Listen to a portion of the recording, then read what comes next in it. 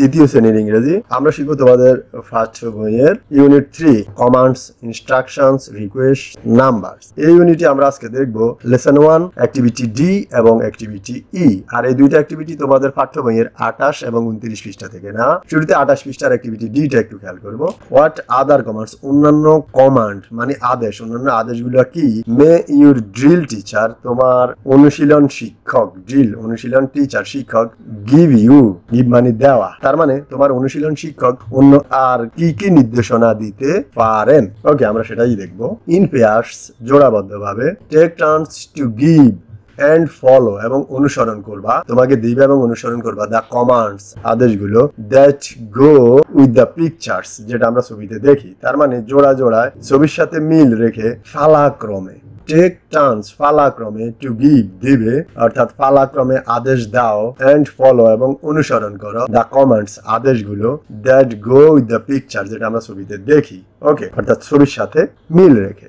ছবিতে আমরা দেখি ব্রিথিং এক্সারসাইজ, শ্বাস নেওয়ার অনুশীলনের কমান্ডস, নির্দেশনা। ওকে, কিপ ইউর হেড স্টিল, তোমার মাথা স্থির রাখো, স্টিল স্টিল স্থির। ওকে, প্লেস ইউর পামস আউটওয়ার্ড, অর্থাৎ তোমার হাতের তালু বাইরের দিকে ছড়িয়ে রাখো, তোমার হাতের তালু বাইরের দিকে, যে বাইরের দিকে ছড়িয়ে রাখো। এরপরে দেখো কিপ ইউর আর্মস ফরওয়ার্ড, অর্থাৎ তোমার বাহুদ্বয়, এই যে দুইটা বাহুদ্বয় সামনের দিকে রাখো, তোমার বাহুদ্বয় সামনের দিকে রাখো। এরপরে দেখো keep your arms sideways, তোমার বাহুদ্বয় পাশের দিকে রাখো, সাইড মানে পাশে, পাশের দিকে রাখো।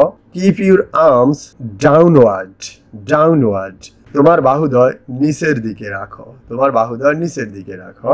কিপ ইউর বডি, তোমার বডি স্ট্রেট মানে সোজা, তোমার বডি মানে শরীর সোজা রাখো। কিপ ইউর হিলস টুগেদার, তোমার পায়ের গোড়ালি, হিলস মানে পায়ের গোড়ালি একত্রে রাখো। এক্সারসাইজ 1। এরপরে দেখো কি বলা আছে, কিপ ইউর হেড স্টিল, তোমার মাথা স্থির রাখো। এরপরে দেখো প্লেস ইউর পামস আউটওয়ার্ড, অর্থাৎ তোমার হাতের তালু বাইরের দিকে চড়িয়ে রাখো, তোমার হাতের তালু বাইরের দিকে চড়িয়ে রাখো।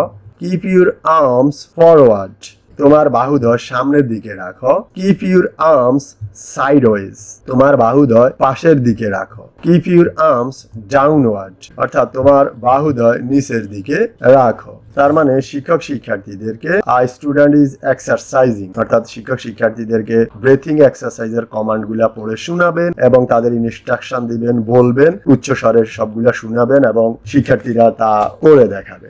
ওকে।